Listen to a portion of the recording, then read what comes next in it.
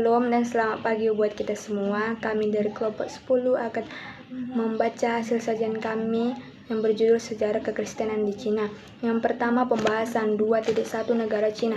Negara Cina merupakan salah satu negara yang memiliki jumlah penduduk terbanyak di dunia dan juga merupakan salah satu negara terbesar di dunia.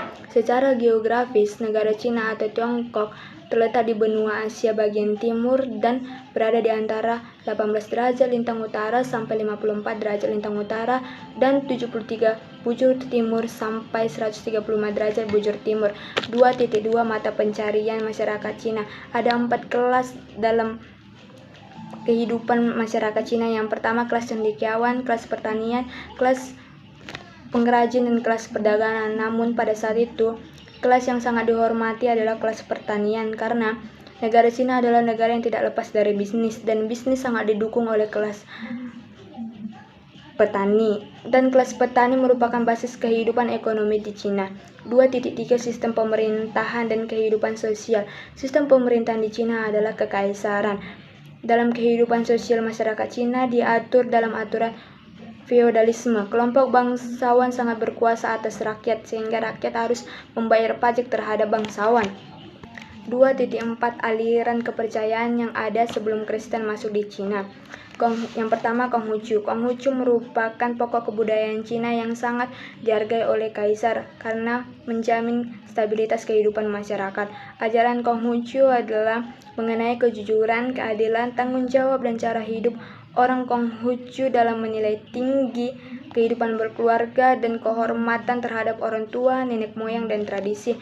Yang kedua, Taoisme. Taoisme adalah semacam filsafat, sama seperti Konghucu tetapi memiliki ajaran yang berbeda, yaitu meditasi dan mengasingkan diri dari dunia jasmani. Yang ketiga, Buddha. Agama Buddha tiba di Cina pada abad kedua Masehi. Para penganut Buddha di Cina menganut agama Buddha Mahayana, berarti menyembah Buddha dan juga Bodhisattva. Para penganut agama Buddha menghargai kehidupan berakese dan biarawan, dan sama dengan Konghucu mereka menghormati nenek moyang. 2.5 Awal masuknya kekristenan di Cina. Masuknya Injil di Cina dimulai oleh salah satu gereja yang sangat menonjol di Asia, yaitu Nestorian. Pada saat itu, sejumlah orang Kristen Nestorian adalah seorang pedagang sehingga mereka melakukan penginjilan melalui jalur perdagangan. Kehidupan berakese sangat dihargai di gereja Nestorian dan biara-biara sangat berpengaruh dalam kehidupan kekristianian.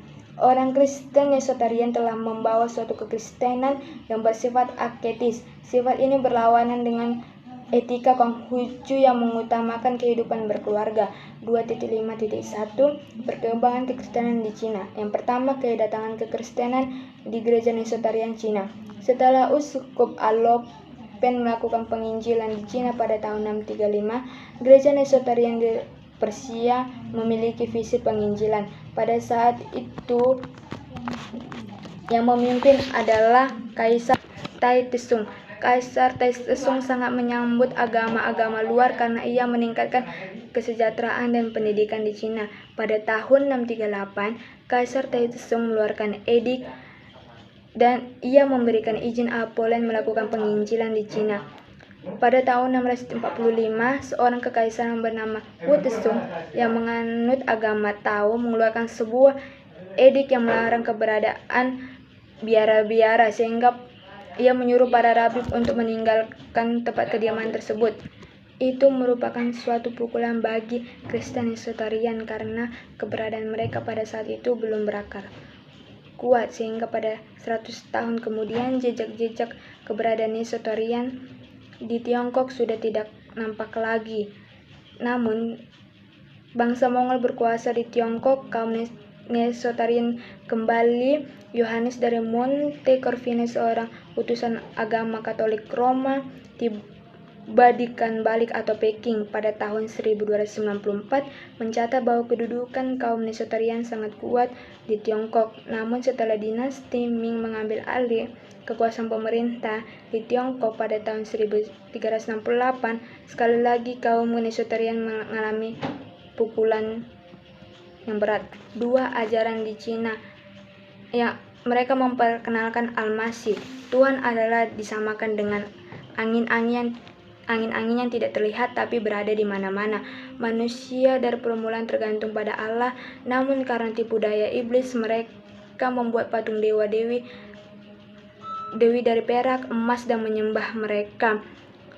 Ini merupakan ajaran yang termaksud 10 firman, riwayat keselamatan, dan uraian tentang pemberian sedekah. Ajaran Kristen ini bercorak sinkretis, artinya agama Kristen dipadukan dengan agama lain pada waktu itu seperti Buddha, dan ajaran Kristen dikontekstualkan dengan kebudayaan yang ada di Cina, sehingga hal tersebut membuat kekristenan lemah. 3. Gereja di bawah dinasti Tang. Kekristenan masuk di Cina dengan izin pemerintahan, sehingga perkembangan gereja di Cina tergantung dukungan dan perlindungan pemerintahan. Pada tahun 683, Wu Hu memegang kuasa pemerintahan di Cina. Dia adalah penganut Buddha. Kemudian pada tahun 691, agama Buddha dinyatakan sebagai agama negara Cina. Pada masa ini, tokoh-tokoh Buddha menyerang kekristenan dengan menyerang biara Kristen, termasuk ialah yang ada di Xiangan. 4. Gereja pada masa Kekaisaran Mongol. Pada abad ke-13, bangsa Mongol dipimpin oleh Genghis Khan merebut Cina Utara dan menguasai seluruh Asia Tengah sampai ke Eropa. Suku-suku Mongol sudah lama diinjili oleh pedagang-pedagang dan rahib-rahib Nestorian. Dinasti Mongol berkuasa di Cina selama kurang lebih 1 abad, namun bangsa Cina di bawah kepemimpinan Ming berhasil mengusir penjajah Mongol sehingga kekristenan kembali merosot bersamaan pemerintahan Mongol.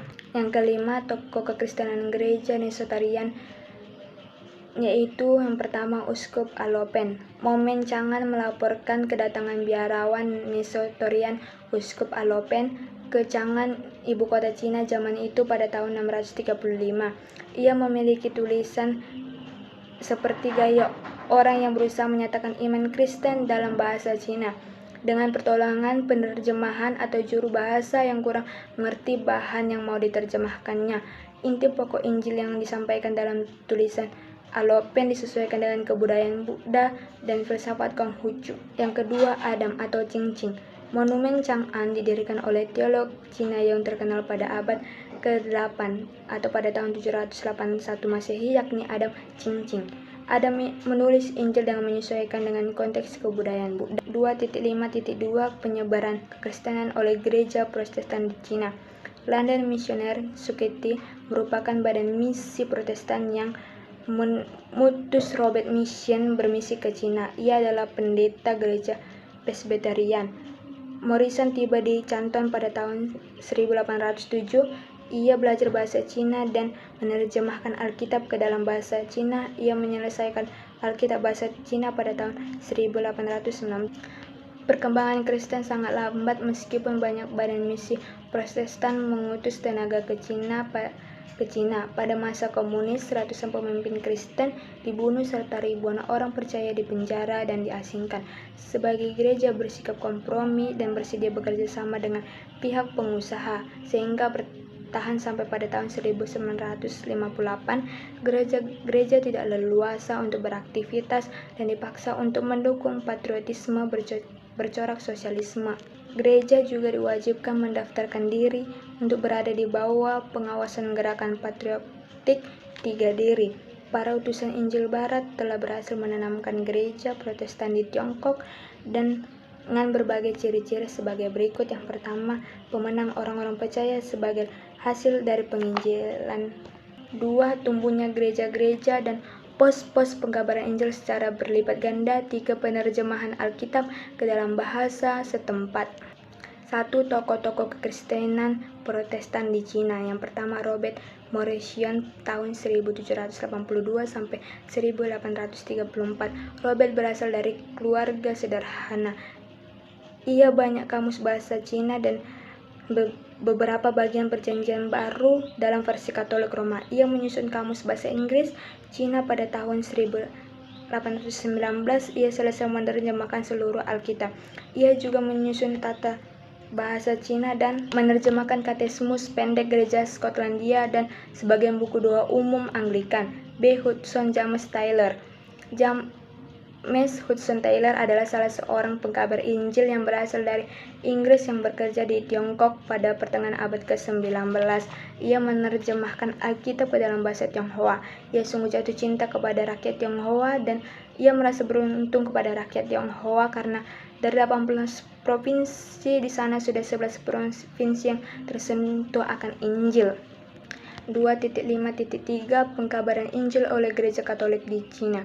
Faktor utama yang menjadi keberhasilan penjangkauan Injil oleh Gereja Katolik Roma ke wilayah pendalaman ialah perkembangan situasi dan politik. Bangsa-bangsa Barat sudah dapat berdagang dan menjalin hubungan diplomatik dengan Cina. Gereja Katolik Roma tidak mengaku gerakan Taiping sebagai gerakan Kristen. Dengan pertolongan Inggris, gerakan pemberontakan berhasil dikalahkan pada tahun 1862. 2.5.4 Tokoh kekristenan Katolik di Cina. Yang pertama, Franciscus Xavier. Pada tahun 1549 ia pergi dari India ke Jepang dan di sana ia bertemu dengan orang-orang Tionghoa. Ia membuat rencana-rencana untuk membawa Injil ke Tionghoa dan ia berharap bahwa bila Tionghoa telah mengikut Kristus, Jepang juga akan mengikut Kristus. Ia mempelajari huruf-huruf Tionghoa dan menulis sebuah kitab kecil dalam bahasa Tionghoa. Ia membuat inti-inti agama Kristen. Yang kedua, Matteo Ricci.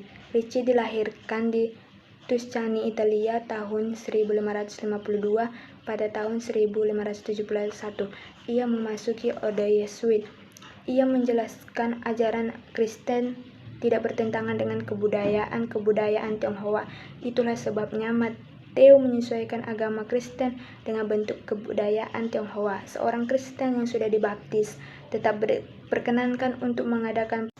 Ya, kita masuk kepada tokoh kekristenan pribumi, yaitu Liang Ava. Liang Ava adalah seorang tukang cetak. Ia membantu Morrison secara sembunyi-sembunyi dalam mencetak Alkitab ke bahasa Cina. Ia dibaptis dan belajar Anglo-Chinese College, lalu ditabiskan sebagai pendeta gereja kongresional pada tahun 1823. Kemudian kita masuk kepada tokoh kedua, yaitu Wang Laijun. Wang Laijun seorang tukang cat yang menjadi Kristen pada tahun 1859. Wang dibawa serta ke Inggris pada tahun 1859 dan tinggal bersama keluarga Taylor selama 4 tahun. Ia membantu Hudson Taylor dalam menerjemahkan Alkitab sambil mengikuti pendidikan pendeta. 3 ada Sun Yat-sen. Sun Yat-sen berasal dari Cina Selatan dan sempat bersekolah di sekolah Anglikan di Honolulu, USA atau Amerika. Ia menjadi Kristen dan dibaptis di Hong Kong pada tahun 1884. Ia lulus dari sekolah kedokteran di Hong Kong pada tahun 1892. Ia mengorganisir beberapa kelompok kecil revolusi di Cina. Walaupun dia sering diserang dan terpaksa sembunyi-sembunyi, namun ia tetap mendorong gerakan revolusioner Cina. Pada tahun 1908, baik Ratu Permaisuri maupun anaknya, Kaisar Cina meninggal, sehingga korupsi cucunya yang masih kecil menjadi kaisar. Pemerintah kan sudah lemah karena pada tahun 1911 gerakan revolusi merebut kekuasaan dan memproklamirkan Cina sebagai negara republik. Sun Yat-sen dipanggil dari London untuk menjadi presiden pertama Republik Cina. Sun Yat-sen bercita-cita mendirikan republik modern berdasarkan nasionalisme, demokrasi, dan reformasi ekonomi Cina. Kita masuk ke tokoh selanjutnya, yaitu Chiang Kai-shek 1887 sampai 1975. Jiang merupakan pemimpin baru Kuomintang, didukung oleh kelas menengah yaitu para pedagang dan pemilik bank yang ingin mengakhiri peperangan dan kekacauan.